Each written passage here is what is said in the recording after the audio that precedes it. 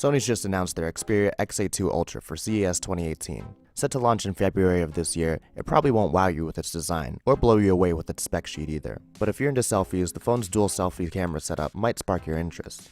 The Xperia XA2 Ultra looks a lot like Sony devices you may have seen in the past, with its round sides and flat top and bottom. It's a very familiar and even tired look, but it retains its class regardless. What's new, however, is the addition of a fingerprint scanner at the back of the phone, right where the user's index finger is expected to naturally rest.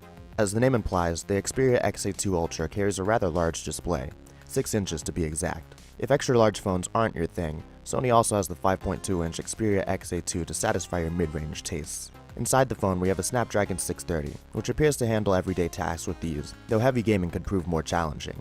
The XA2 Ultra comes with 4GB of RAM as opposed to the smaller XA2, which has 3. The front-facing dual-camera arrangement is a key selling point for the XA2 Ultra.